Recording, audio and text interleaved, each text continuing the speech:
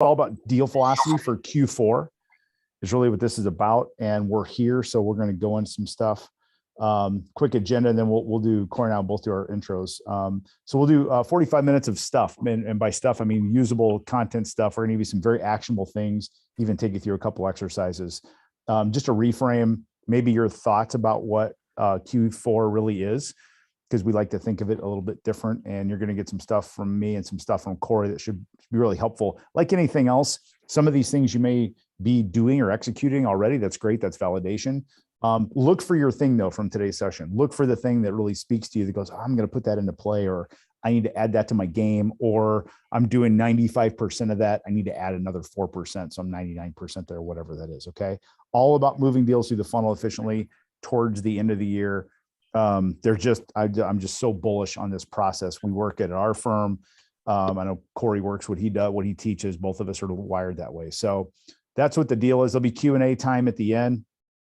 We may, let's see, we go till about 1:30. We'll probably cut a little bit early, like 1:25 ish, 1:20, 28, something like that. So that's the scoop. Interactive too. We'll have time for Q&A at the end, but you can chat a question anytime you want, chat a question to get that going. We'll do intros next, and then I'll have you. I'm actually going to start off some chat. So Corey, you want to say hi and tell everybody?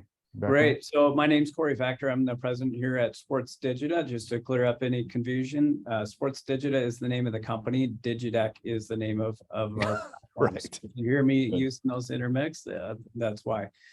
So I've been in this SaaS business for the last 22 years of my career, originally an engineer, then a CTO at my first company, then CEO at my first company, then a number of different roles and a number of different startups and fast growing companies since then, everything from product owner to sales leader, focused just on sales, or really across the board.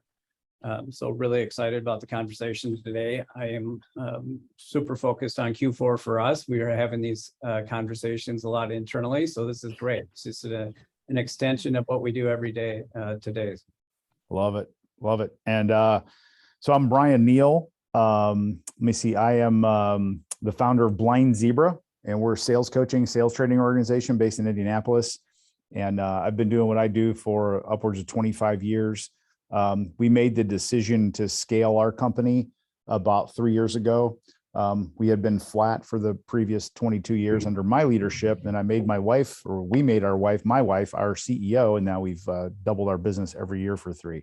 So go figure. I found out where the problem was here. That's what we do. We love what we do. We do everything that we teach and that sort of thing. The Blind Zebra, a lot of you, some of you may know, some may not. I've side hustled too. I'm also an NFL referee.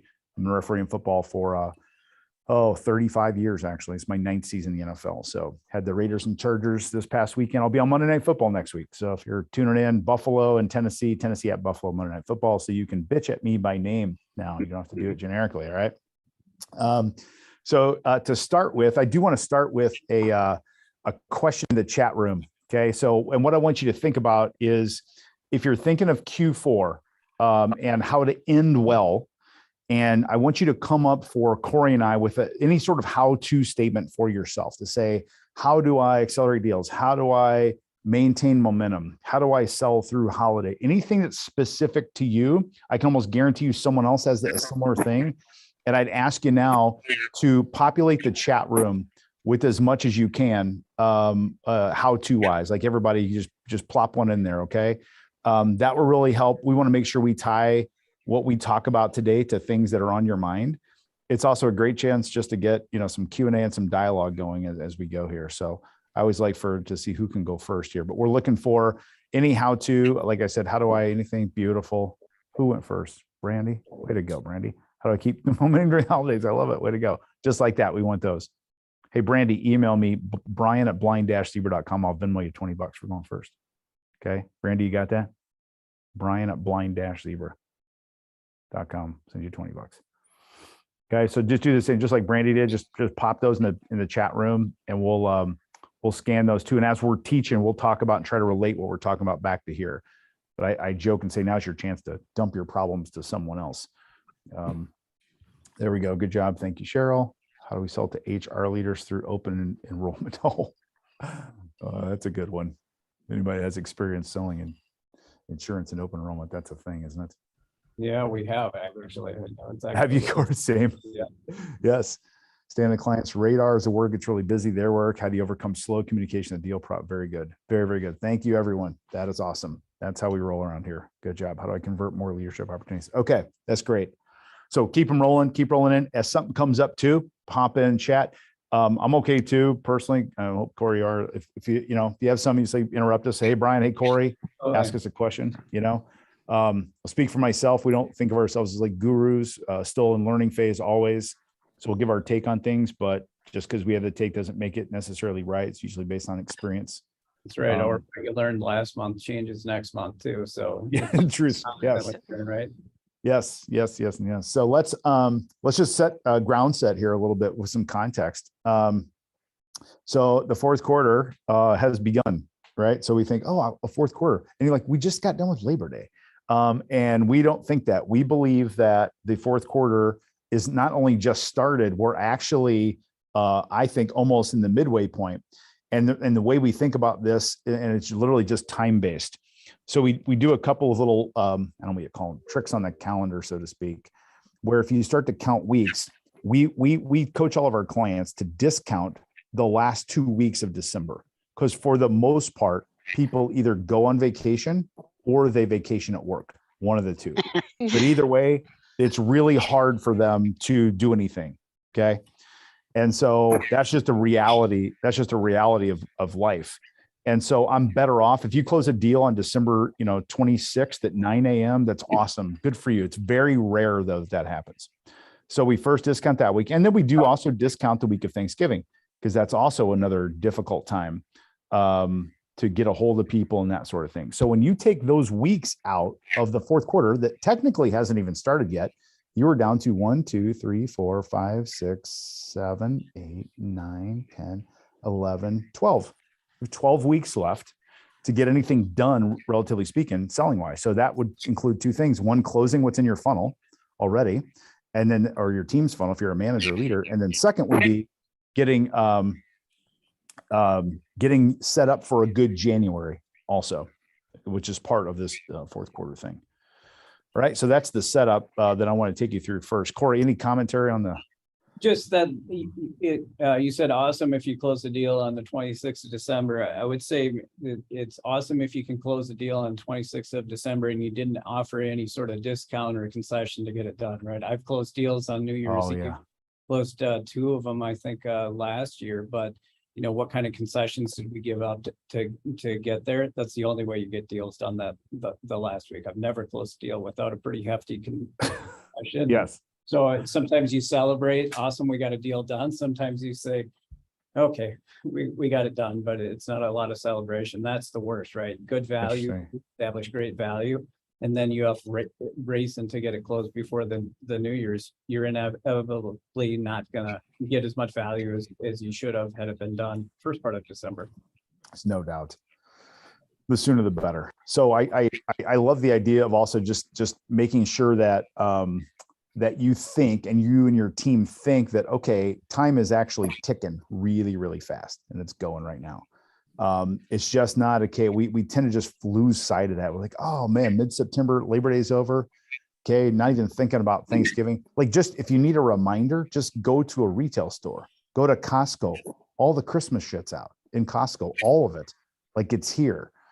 And we know that it keeps accelerating, right? It's just a matter of time before the Christmas stuff's out all year long and the Halloween stuff. So just do that. So to help in that endeavor, I'm going to first teach you a tool that I'm a huge fan of. I stole this tool from a fellow coach in Indianapolis. I always give her credit. Her name is Desiree Garcia.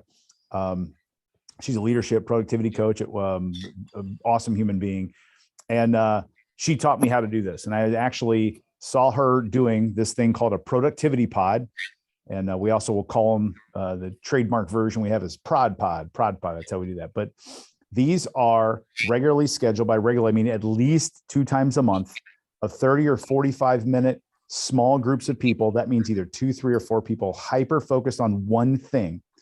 And so when you move into the fourth quarter, I want you to consider, I really want you to do, I don't want you to consider, I want you to have prod pods specifically geared toward closing fourth quarter deals on your calendar starting in September, starting right now, where all you're focused on is the timing of the funnel for the end of the deal. So you can look at your calendar and say, I have 2 prod pods scheduled in September, October, November, December, strictly geared around advancing deals forward to get them closed. All activity in that short period of time is around that. Now you sit there and go, well, Brian, I do that all day, every day. There's a model that we use. We're not going to talk about it a ton today. That allows you to focus on the certain type of deal timing wise that has a higher likelihood of closing in the month or in the year, so to speak. And so it's really hyper focused around those things specifically. So it's not your normal everyday thing. It's not the renewal that's going to happen every time. It's super, super hyper focused on one thing. So next slide, I'm going to show you how to do one of these prod pods. Okay. Here's literally, this is the 7-step process. Now, like everything, the process is only good if you do it. It's only good if you do it. So you got to do it as it's written. Okay. This isn't one of those deals like, well, I tried it. You got to do it just like it's written. Okay. Step 1, find your people. Prod pods are done in groups of 2, 3, or 4. So it's you plus 1, you plus 2, or you plus 3. That's it. Okay, that's the number 1. You find your people. You can do this on your team. You could do it with peers outside of work, up to you, but you find your people first. Okay. Number 2, schedule. And when I say schedule, you literally put it on the calendar, and we want these to recur. So what we don't do is say, yeah, we've got a prod pod. I think we've got one next week. The goal here is we do prod pods on the 2nd and 4th Friday from noon to 12:30 Eastern time, recurring to infinity. That's how you schedule these things. Okay. So that's the second, but you got to get the people together. Then you got to get it on the calendar, and it's got to be scheduled recurring. Don't wait until, well, when I have time to do that. You just can't do that. Okay. So then how we do these things, we will report in. So the first thing we do, and this is very, very important. By the way, I'm a whiteboard guy. So I'm going to hold my whiteboard up. I'll read it to you. So we're going to start a prod. Let's pretend we're doing a prod 12 o'clock noon on this Friday. And it's going to be geared around closing deals for the fourth quarter. So I'm looking at my funnel saying, okay, what can still go, that sort of thing. When I do my report in, I'm going to say, okay, I'm going to do some outbound reach to these open opportunities.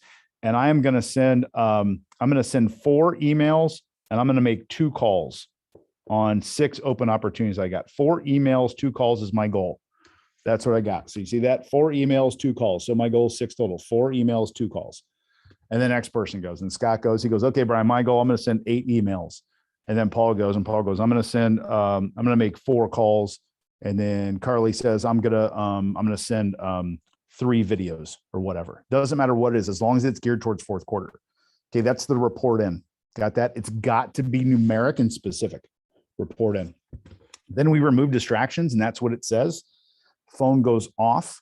Email, we use a tool called Boomerang that can pause your, I think it's free, it pauses your email inbox. You can still email out, but nothing comes in. So your distractions are clean. Notifications are off. Strictly focused on this prod pod in this period of time, this 30 minutes. That's remove distractions. Then you work. Here's a little goofy part. If you do these live in person, you physically sit around a table and you all work in front of each other. Now, if you're making a call, you might need to scoot over around the room or whatever, but you're doing it in front of everyone. And if you're doing it with remotely, you have to have your Zoom camera on. You have to do your Zoom camera on. So it's really weird. You mute it so you can't hear, but you're working and your Zoom camera's on and you're just working. If I'm going to send my 4 emails and make my 2 calls, and it's me and Carly and Paul and Scott, Carly can look up and see me, and she should either see me on the phone or like staring at my computer typing these emails. Okay. It's really hard to, cheat the process if your friends are watching you, right? It's like public shaming. It's like if we're working out together and your person says to do 10 push-ups and someone just sits there. It's kind of weird. They're like, well, I guess I got to do 10 push-ups because we all do. So we do that. We work. Then when we're done, we literally report out per our number. So remember, my goal was 4 emails and 2 calls, and I got done. Let's say I sent actually 5 emails and made 1 call. So I went over my email goal, but I was short on my call goal. That's all I do. I was 5 for 4 in the emails and 1 for 2 on the calls. Then Scott goes, my goal was 8 emails. I sent 9. Good. Carly said I was going to send 2 videos. I sent 5. That's it. Paul says his, and that's it. Last bit, a little cheesy, but that's what it is. You leave with a done list. So in that short period of time, all 4 of us put direct energy around closing deals in the fourth quarter only in a prod pod. That's what we do. 2 times a month, 30 or 45 minutes, your choice, 2, 3, or 4 people. Super, super efficient.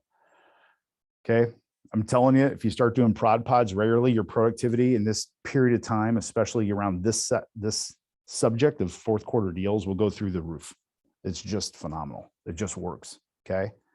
You cannot get distracted when you're doing prod pods, right? You got to focus on it. It's like 30 minutes. That's all it is. So you have to really, really be disciplined to do this. But boy, if you do that, I'm telling you, it's really, really good. So Brian, if you Sorry, please. chunk that time up, report ins 2 to 3 minutes, report outs 2 to 3 minutes, the rest you're working. That's it. And you know, thank you for saying that, Corey. If you can do it, again, we get pretty picky on the clock here. We try to do the check-in a minute before we start, and we do the checkout right when we're done. So the meeting itself is probably 30 to 33 minutes for a 30-minute prod pod. Try to keep, yeah. I know that sounds super picky, but that's true. I'm glad you said that, Corey. Yeah, is there a little peer pressure created to make sure you're those numbers then, I would imagine? Yeah, it is. I joke and say it's not meant to be public shaming, but it is public shaming. It's exactly what it is. Yeah, there's just something about it. And you know, everyone is well-intentioned working on their own. Like, well, I'm pretty good. I'm a fit. But boy, when you're working with your peers and someone's, you know, sitting there doing the same thing, and you know, you're chasing a numeric behavior goal for 30 minutes, you just tend to run faster and more efficiently. You just do. It's a really, really good thing. And again, I just stole it and I teach it to everybody now. Awesome. Yep. That's it. That's number 1 for y'all. Okay. All right. So I want to talk a little bit about sales process and overcoming steps in the sales process. I think too many times I'm a big sales process guy, but the way I look at it is steps to get a deal done. And too often I think salespeople think about a process as something they have to follow, not steps they need to get a deal done. And one of my biggest sort of pet peeves is when I'm talking through a deal, not in a prod pod, but in a pipeline review maybe, and we start talking about payment terms. And payment terms are, you know, pretty, in our business, are pretty easy to be flexible on, pretty easy to get done. And then we'll talk through that. And I'll say, great, have you built all the consensus you need with the team? No, I haven't gotten to that yet. It drives me insane why we're talking about a small hurdle that you need to jump over, like payment terms, when you haven't built the consensus. So if you look at the visual on the screen, I'm talking about 3 different deals with the different steps in the sales process, being bigger hurdles, smaller hurdles. And if you look at lane 1, you know, you can jump over the first 3 hurdles really well. Then you jump over the fourth hurdle and maybe a trip on it. And you're not even getting to the next 2 hurdles. You've just wasted a ton of time covering really small hurdles without addressing the biggest ones first. So, and we see all different variants of this, right? Sometimes it's like the second one where you've got 5 different steps that are just going through the motion. You're turning, you're jumping over these little hurdles over a several week sort of time period, but you may be 6 weeks into an 8-week cycle before you even touch the biggest hurdle. Like in this one I have, there's an incumbent provider. Typically, that's the biggest hurdle to overcome. You should be attacking that first, because there's no sense in jumping over all these hurdles, running through all the hoops, if you haven't identified what that biggest hurdle is. And then we see this last one too, where, okay, I actually have a deal like this right now, where we thought the biggest hurdle was the incumbent. They've already given notice of a non-renewal to the incumbent provider that they're using. But we haven't really addressed the budget issue. We know there's a budget because they're not paying for the other provider anymore. But I know that's going to be the biggest hurdle. And we're talking about meeting with the security team now and getting introductions to a couple of people. But we're talking to the person that owns the budget. Let's just address that head on. So the challenge here is, in particular, as you're looking at Q4, what deals am I going to spend time on? And in those deals, what am I going to spend my time doing? Well, spend your time getting over that biggest hurdle, either tripping over it and you don't have to spend any more time on it, or jumping over it and knowing that it should be downhill from there. And I think it's hard sometimes to identify what that biggest hurdle is, but it's worth the effort to really think about it. So obviously versus the way I like to see deals go, is you jump over that biggest hurdle first, and then when you're coming in for the finish line, you're just coasting, right? You can do deals this way if you're really, really honest about it. We just way too many times we've tried all different kinds of sales processes in my career. I mean, way back when it would be just BANT, right? Budget, authority, need, and timing. And sometimes you'll see people put in for the budget. Yes. Well, you clearly don't understand the height of that hurdle if your response is yes. Yes. Needs to be much more detailed than that. So the idea here is you stack your hurdles, the tallest first, and you're just going to be a lot more efficient with your time, looking at the quality deals that you really understand that, so that you can be more confident in seeing this through a typical sales cycle. I'd rather lose deals in day 10 of a sales cycle than I would and for us in day 60, because we have about a 65-day sales cycle. Nothing is more crushing than spending 60 days to say, oh, we've got one more hurdle. It's the biggest one. We should have done this at the beginning. Yes. And Corey, do you think, so I heard this phrase, I want your take on this. I heard someone say, sell to the detractor. Yeah. Sell to the detractor. I've never really thought, I just heard that like a couple months ago. I'm like, that's really good. I never really thought about that before. Same concept. So you can think of that detractor as a hurdle, especially if they're really vocal. Yeah. You know, and I think that, you know, I know you did a podcast where you talked about sort of the decision maker versus the decision process. That's part of it too, right? That detractor, if they say, oh, he's a detractor, but he's not a decision maker, it's still part of the process, right? Absolutely. So I go really hard after the detractors, and then I feel like I've cleared a pretty big hurdle because the rest should be easy. I feel like Corey, and I love, you know, Corey came clean and said, I'm an engineer. I always say engineers make the best salespeople, always, because they're so process oriented, always. And I'm not one. So I observe, I want to get your take if you see this or not. I observe salespeople. This isn't a rub on us as sales professionals. We tend to go this direction. We go over the easier ones first. It's because it's easy and we like positive and easy. And sometimes we even get to the end and just pray to God that one goes away on its own. Well, I'm hoping if we do, right? Agree? Yeah, absolutely. We hope it goes away, or we hope, you know, a typical, as you said right at the beginning, people really love our platform. So when they see it, they get super excited. I'm like, don't get excited by their excitement. We have a rule in our pipeline called, we're not allowed to say, how'd the demo go? Oh, they really liked it. We're just not allowed to use that anymore, because the first thing you do is, great, they liked it so much, I'm going to skip the value creation step or the ROI step. Yes. And you just can't do it. The other thing that, you know, do you have to jump over a single hurdle at once? No, absolutely not. You get parallel paths, right? So if you're on the first call and they say, well, our security process is really long. Great, who's the main contact there? Let me start a separate race, basically, where they're jumping over that hurdle at the same time that I'm doing more consensus building. Yeah. You can't stack meetings one to the next. You've got to split and divide and conquer, as they say, with those different hurdles that you've got to jump over. That's awesome. I love the idea. I'm even sitting thinking of our own funnel is, you know, could we go through each deal? This would be a to-do. I'm sort of making up on the fly here, but could we go through each deal that we have open and identify the hurdles on yet to be crossed? Right, the ones we haven't, like, I know I've got a clear future date tomorrow with an open opportunity. Just sitting here talking about or hearing you talk, Corey, out loud, I'm like, yep, I can think of 3 hurdles I haven't crossed yet with this particular deal. And yet the conversations, but it's all the stuff you said. Oh my gosh, we love you, we want to get you in here, and all that positive, you know, like, oh, you know, and then wham. And what I'm trying to do is use language more like this with salespeople, because over the years, we've defined sales process, try to put a opportunity in that sales process. And most of the time that the sales professional, in particular, sort of up and coming sales professionals, will think of that as work I've got to get done. And it's not about that. It's steps between me and my commission check. You know, what are those steps? And how do you want to spend your time most effectively? Yep, that's really, really good. And I think what this does for me too, and we're going into the fourth quarter and we're thinking about closing, what Corey's model does so well, I think, is it allows you to work on the right deals at the right time.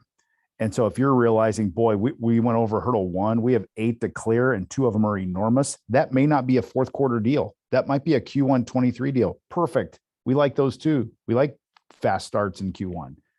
Mm-hmm. And so to me, this is a matter of helping you sort in an efficient manner to say, no, we've been through 7 of 8 identifiable hurdles and the next one's kind of medium. Let's close this one. Let's get it done. Yeah. The other thing you just made me think of, not to jump back to it, is when I'm talking to a sales rep and they say, yes, I've cleared that hurdle. I always say, did you confirm that you cleared that hurdle? You may think that, but did you confirm it? Yes. So I love it. Yeah, we're doing it a little bit. We're not doing it today, but we're at Team BZ, we're doing a thing called inspection, which is giving us that. Yeah, we're doing like 4-level deep inspection these days. It's really good. Okay, so here we are. So we're moving now. So we're starting to think about, we're advancing deals forward. We have prod pods to help us. We're identifying hurdles and we're trying to hit those hurdles, as we come. Big ones first would be ideal. So it's a good little to-dos here. Schedule your prod pods, go through your open opportunities, see if you can identify yet to be overcome or jumped over hurdles. That really starts to give you a flavor of the true health of your Q4 funnel. Okay. So now we're going to move into how to keep advancing deals moving forward, getting into the close. All right. So that'd be the next phase here. So there are some advanced selling podcast listeners on here. So all of you know this. And even if you know it, you're going to do an audit here in a minute. All right. So if you heard me talk about this, if you haven't, this is game changing. You should live your life this way. We have a team member here named Colleen Kelly, who's at a trade show right now, not here. But if she were here, I'd say, Colleen, she's 2 years out of college, by the way. I said, what's the order of importance in a human's life? She said, the first most important thing is oxygen. The second is clear future dates. I've got her programmed and brainwashed to think that way. If you think that way, your sales life's going to be really good. You oxygen first to breathe, then it's clear future dates is second, and just obsess over these things. We're all pretty good. I think we're more than pretty good at the first 3: time, date, action on the next step. As we go into the fourth quarter, clear future dates become the pivotal point to make sure deals maintain velocity so that you can get closed what you want to get closed in the year for the year. It is also your worst enemy. If you don't do this, this is what causes grass to grow and deals to flip into Q1 of 23. Okay. So if you really want to be efficient, this is it. Time, date, action, we're really good at. It's the fourth thing, electronically accepted, that the people that I coach and talk to tend to miss the most. Okay. It means just what it says. I only have a clear future date if I have an electronically accepted invitation on my calendar. If I don't, then I don't. It's binary. You either have it or you don't. If I ask you the question, do you have a clear future date? And the first thing you do is go, then you don't. That first little sound out of your mouth, like, do you have a clear future date? Well, that means you don't. You're trying to think of a way to spin out why it's okay that you don't, but you don't. Like, just own it. You don't. Either do or you don't. How about if we're going to have a call sometime next week? Yeah, exactly. Seriously. Yeah. I'm supposed to hear from him Friday. Yeah.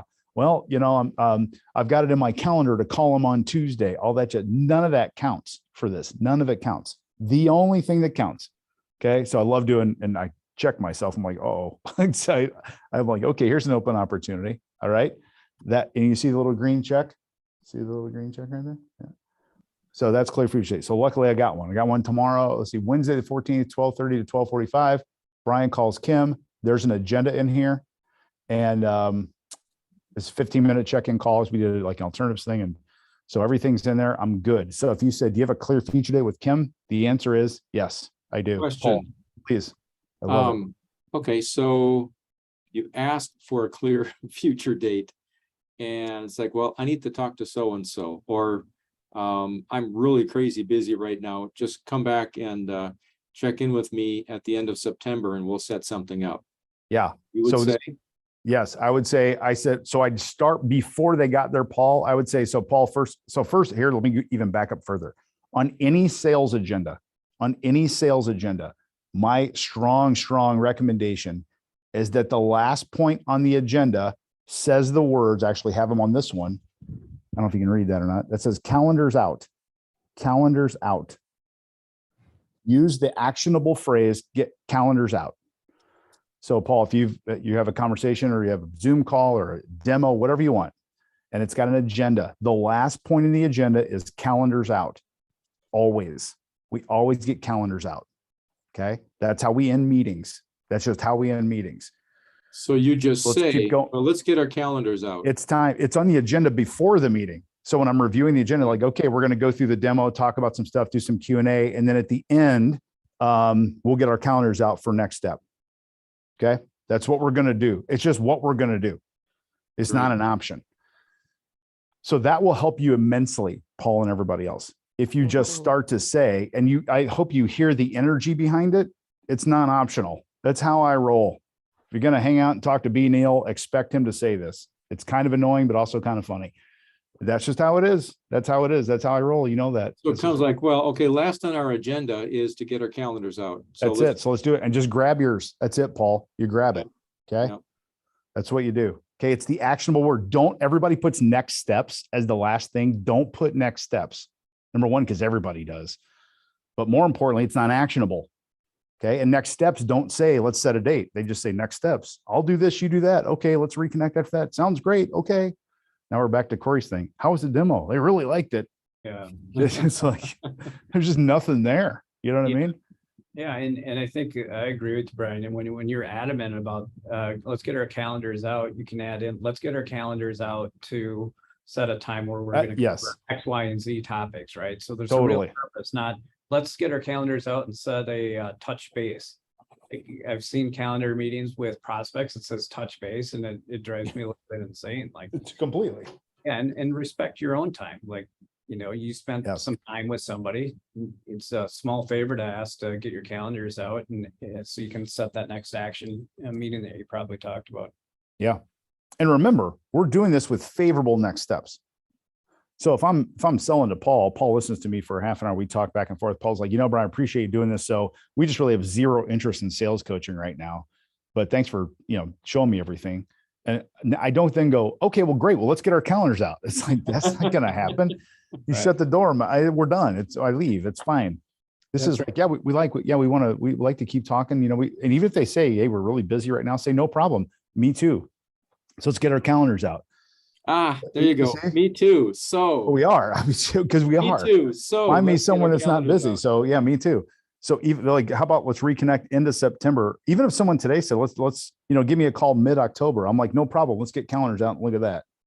Because I am There you go. running So you're crazy just, these days. it's just a All right. broken record. That's it. So week of Tuesday, October 11th. Let's look there. You just go look. I'm telling you, no one's going to resist it. And if they super resist you now this might just be a blow off excuse thing. And then Yeah. it'll just uncover. They're either going to agree or they're Oh, I've not. been there. Yeah, same. Corey, anything to add on this? Just that I agree with you. It's sort of a gateway to the probability of actually moving a deal forward. I mean, we hound, everybody knows to get that clear future date. I'll start using that instead of the next step. But if they're not willing to commit to that, I don't know if you're in an active sales cycle. Right. Great. But as you've said, better to know that now. That's right. Value your time, spend it where somebody is willing to commit to the next step. Yeah. Especially fourth quarter. Because Future it's, date, especially. where- yep. And it's funny because Corey and I, have had a couple of meetings getting ready for this, but we intentionally don't over rehearse. And we didn't even talk about this. What he just said is what I always say is the indicator if they won't do it, which makes me super happy and feel validated. Thank you, Corey. Yeah. Which is, do you really have a deal if they won't do this? Okay. Okay. Here's a takeaway from today. I want you to be 100% honest with yourself. Don't do this right now for time. You open up your CRM and you audit your CFDs. The first thing to do is to get a fractional count. That means I have 20 open opportunities and I have CFDs on 10. I'm 10 of 20. That simple. Okay. I just did this for a new client. This is almost always the case. This is a really successful professional selling group. They do really well. They're trying to get better. we did this audit. I didn't do the final count, but I put people into rooms. I had them come up with only their top 5. There were 4 people in each. And so there were 20 deals in each. The highest we had out of a room was 5 out of 20. And we had 3 out of 5 rooms that had 0 out of 20. And these And are they're their actually top deals. What's that? And these are their top deals. They're top 5 deals. Thank you, Corey. Yes. Top 5 deals. 3 rooms were 0 of 20. So imagine if you just inch that up a little bit, how much more efficient you get. And then when you get a BZ, we're chasing 95%. I mean, my head falls off. We don't have a clear feature date. So it is. Yes, Sears, I agree. So that's what you do. And then you just chase CFDs. If you don't have one, just go get one. It's not that difficult. Say, hey, I looked, follow-up wise, we didn't have anything inked. My calendar's filling up and Q4 is coming quick. So let's get something on the calendar to reconnect. And just do it. Yeah. It's interesting. I would be fascinated to run it by stage for us. I think that's going to be a takeaway for us. Is to, That's great. you might have Yes. an indicator in Salesforce that says CFD true or false. Yeah. Just have some bourbon nearby, Corey. That's all I'm saying. Take the edge off. Great. So next topic. I mean, I always like to look at B2C models for trends, what's happening. They're typically leading how sellers are changing behavior. And I don't know, Brian, if you're a Facebook marketplace guy, but I live out in the middle of nowhere, so we're constantly buying and selling boats and ATVs and that sort of thing. And what's fascinating about the Facebook marketplace, I'm telling you, if you are selling anything and somebody sends you an instant message, you got about 35 minutes before they start sending question marks to you, asking you where you live. I mean, the instant engagement is just crazy. And it's not really the technology, it's just the environment, and it's the culture. If I want to buy, I want to buy right now. So as a seller, boy, you've got to get back to them really quick or you're going to lose them, because they have access to thousands of other people that are sitting on Facebook all day long waiting to get back to you in 5 to 10 seconds. So I think that is, what's happening with B2B now, right? Is that buyer behavior is changing drastically. Something like 65% of their research is done before they ever talk to a salesperson. People are more hesitant than ever to get on the phone with somebody. They just don't want to talk to, they want to educate themselves. They want to Google it, right? They want to do their Google research. And when all of that means that when they do finally raise their hand and say, I'm willing to talk to a human being, well, you've got to be ready. And what I'm seeing, some of the most successful salespeople is if somebody reaches out, say it's an email, they don't respond with, great, let's set a time for Friday. They pick up the phone and they call them because they just sent the email. Odds are they have time right now, So get in the habit of not responding to emails with, let's get our calendars out. I'll send you a calendar link. Calendly is awesome because we can pick times. No, they just sent you an email. Pick up the phone. And of course, you're going to do the follow-up if you don't get a hold of them.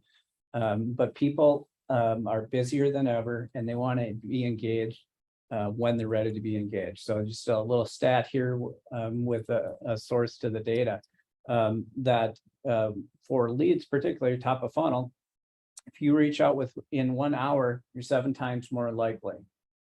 Right, so think about that, 1 hour, and if it drifts on to like 3 hours, the probability of connecting drops by like 50 to 60%. So be ready to instantly engage. So the other way I think about that is if you've got somebody in the funnel. So that's sort of the lead side. But if you got somebody in the funnel, and this, I'll try not to get into specifics of our product, but we built product to solve this problem. There's a lot of other providers that provide similar types of solutions. But let's say that you send that proposal to somebody. The golden rule of sales is you don't send the proposal, you schedule a time to walk through them. But the reality is today's world, it's difficult sometimes to get them to commit to a time to cover that proposal. So maybe you send the proposal over, maybe they're looking at it at 8 o'clock at night and they have a question about it. If you're lucky, they will take the time to go over their email, compose a new email, send you an email saying, hey, I have a question about this. You say, great, let's pick a time on our calendar, add a Zoom link to it. You finally get on the Zoom link, then you say, let me share my screen. Now let me get to that content that you're talking about. And all of a sudden now we're having a relevant conversation. Like, don't do that. Like, if you're send them a proposal, use some digital electronic way of doing that. So, you know, when they're looking at it, what they're looking at, and have the ability to be multi-channel with them. You know, don't think just about Zoom meetings, think about, you know, chat. We set up Slack channels for some of our prospects as we're going through the process. It's a big consensus building exercise. We'll use Slack. Obviously, we use our own platform for this as well, but make sure you're ready to connect when they want to connect and how they want to connect. Again, following a B2C trend, like, you know, the chat bots are great, but what's even better is live chat, where you actually have people selling through chat. I bought my son some downhill skis last year, did the entire transaction through chat. You know, I didn't want to talk to a sales. So just think about that, how you can shrink that time. I'd say the simplest, most practical thing to take away is somebody, a prospect emails and said, yes, I'm interested. I have a question for you. Can we get some time on the calendar? Just call them right away. Don't respond. Don't do that like instant thing. Reply all, here's 12 times for you to pick from next week. Just call them. So it's so simple, but it's so hard, isn't it? It is. We're such an, especially nowadays, it's like, let me send you a Zoom link. Let me send you So the true. cool calendar, Yes. cool calendar selection and app. Just pick up the phone. So great. And that's I love the kind of leading indicator of consumer behavior, because we behave as consumers and that becomes our life. And so just think of the apps, think of what we have. I just taught, so what are the big brands that we all know? So we all know Amazon. Amazon's just freaky. Like, it sends you shit you don't even want yet, but like, you need this, it'll be here tomorrow. Like, okay, I need that. You know, it's bizarre. That's right. I ordered something on the airplane on Amazon, and it said that, and it was a Saturday. I was ordering it Saturday. Said, if you order in the next 3 hours, it'll be delivered tomorrow, Sunday. And this is a travel thing I need, so I can listen to the airplane thing through my AirPods. It's crazy. So all of us behave this way. Uber Eats, Uber, the DoorDash, now, right? Right. So Yeah, I was ordering with my college student on Amazon, and it was going to take 3 days to get here, and she was like, just so disappointed. Right. And that's 3 days. Expectations now. It is a question I want an answer pretty much right now. It is. And I don't know, Corey, I love your take on this. So I feel like sometimes there's a hesitation here on the part of salespeople that they're going to feel like they're being stalky or weird or creepy. Do you ever hear that from people when in this, or what's the resistance? We do all the time. Yeah. They're like, well, that just seems weird that I know when they're opening it. You know, and yes, we could go on about our ethics and how we don't share the information. Of course, all of those things are covered. But the reality was, would you rather be a salesperson that feels a little bit weird, but incredibly well-informed? Get a deal? Or would you like to be in the dark? You know, so I don't, and also you're going to use better use of their time, right? Yeah. That's for me. What you just said, Corey, hits it for me, because we teach this concept of good intention. And I want the process to be good for others. So the things I like about it is they know I'm going to be responsive. They know I care. Otherwise, I'd ignore them. And I want to hit them where they're at to help them make an informed decision, even if it's no thanks. If I keep that intention, I'm totally clean through this whole thing. So it's a good thing for us to all examine our resistance to what Corey's teaching us here, which I really love. I'm a little bit curmudgeon about sales, but you know, we have all kinds of weird titles for salespeople. But at the end of the day, the buyer knows you're trying to sell them something. Yeah. You get in front of it and say, I'm just going to be as helpful as I can, as timely as I can, respectful of your time. Yeah.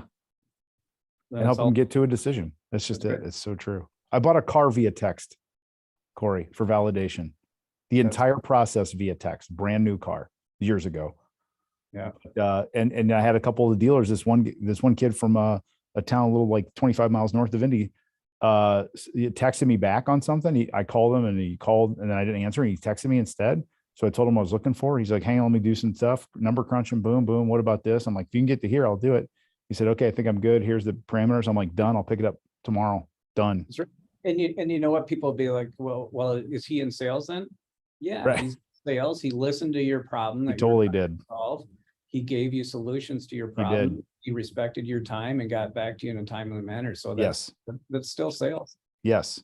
And I can almost guarantee you, he still made some profit on the car he sold me. Sure. And I tell everybody about him. That's the other part too, because he was so responsive and so good. So I never, by the way, sidebar, I never talk about Slack for prospects. Team BZ, listen, whoever's listening, do that. That's good. That's a great idea. Yeah, what we want to do with it now is, what I want to do with it now is we create it's a little bit of an old term, but we use a mutual activity plan. Yep. To get them to their launch date. Yep. What I'd really love is if we started updating that Slack channel when the mutual activity plan dates are coming up and going by. Yes, absolutely. And again, they're consuming it on their time then. Right. That's what I say. This is all about efficiency of process for people. Yeah. We're going to work through a process together to get to an informed decision. It's going to be yes or no. That's what it is. Like it's its simplest form. So none of this is about like all yeses. So, all right. So we've got a couple of questions. Let's hit these one off. And if you guys want to, ladies want to unmute and ask something here, I'm going to randomly pick a couple of these, Corey, and let just each of us take a hit at it. So I'll go right to the top because Brandy won $25 asking this question. How do you keep momentum during the holidays? Brandy asked that question. Brandy, what business are you in? Can you unmute, please?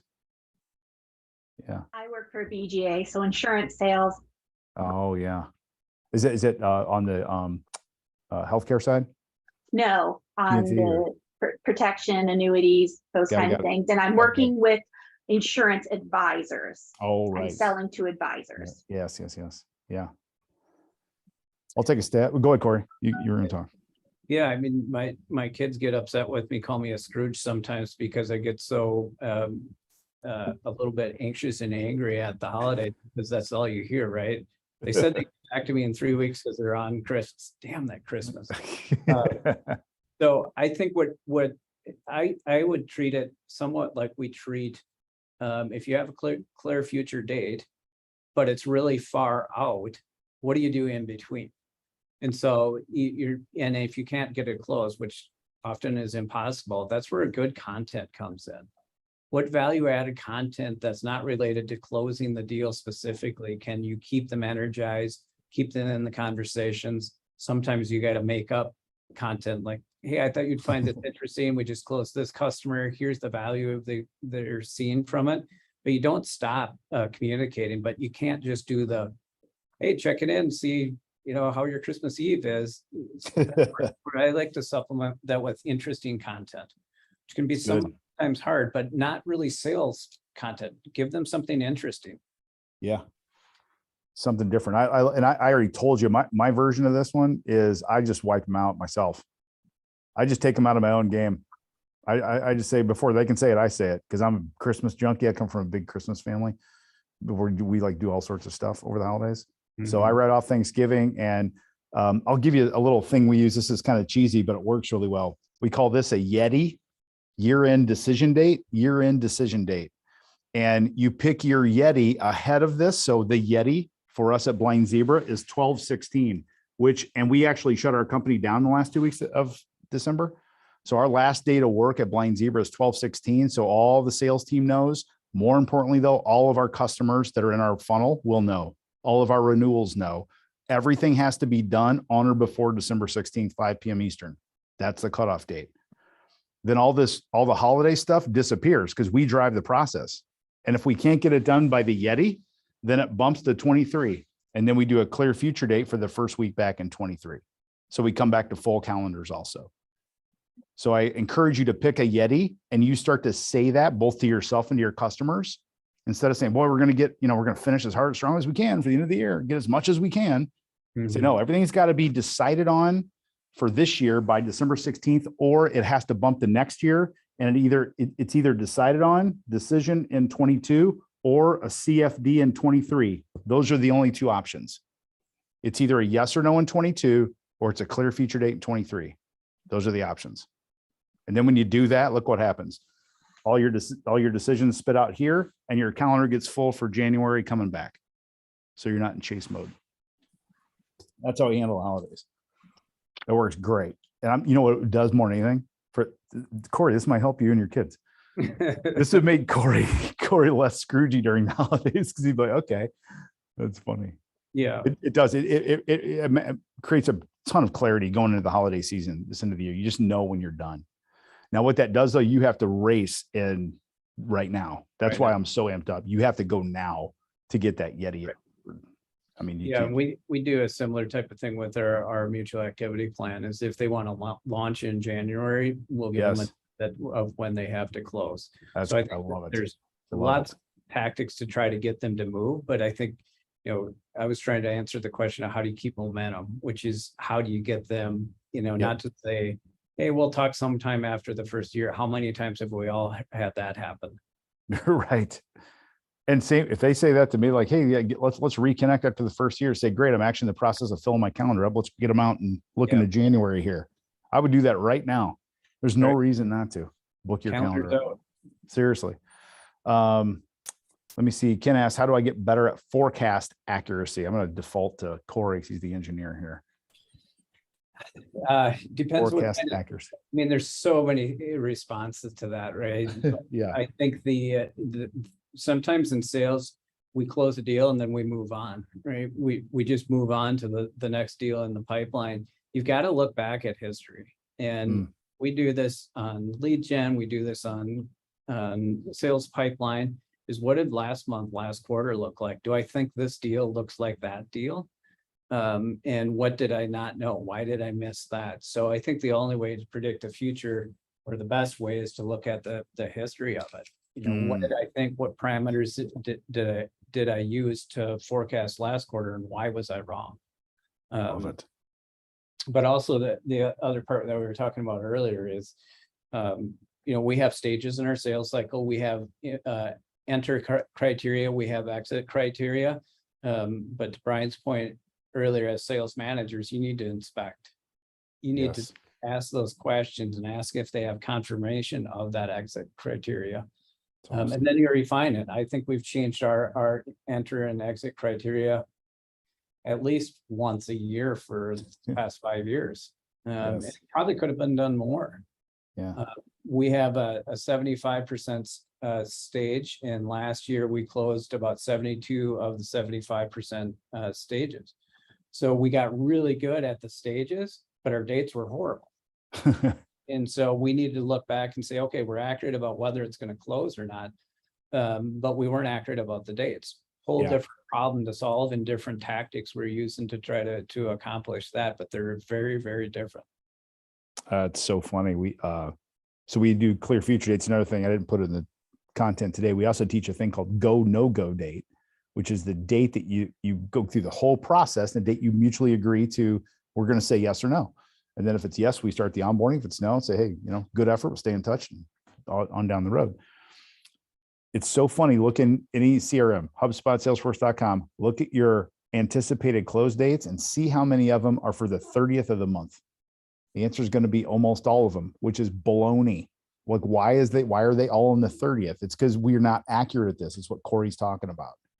We love to see a spattering of go, no goes throughout a month. That tells me our team is really driving a calendared process the way we want you. Yeah, for sure. To, right? It's Yeah, funny, isn't it?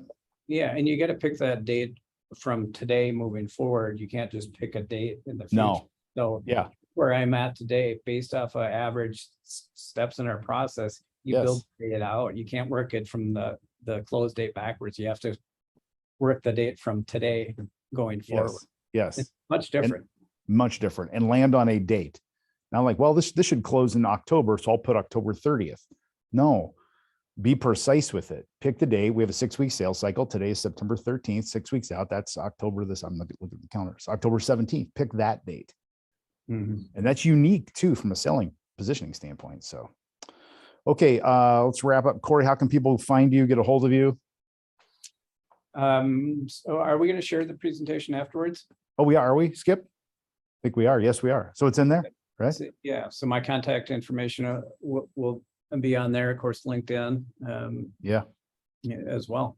Go find Corey Factor on LinkedIn. And then Brian Neal, you find me at blind-zebra.com, also on LinkedIn and on the Advanced Selling Podcast. Yeah, like Corey said, we're going to send this out to you. So, all right. Thank you very much for your time and attention, everybody. Hope you got something to take away to go do from today. Really, Thanks, really everyone. appreciative. Okay. We'll see you next Wonderful time. Stay in takeaways. touch. Thank you, Brandy. everyone. Wonderful. Thank you. You're welcome. Take care, all. See ya. Bye-bye. Bye-bye.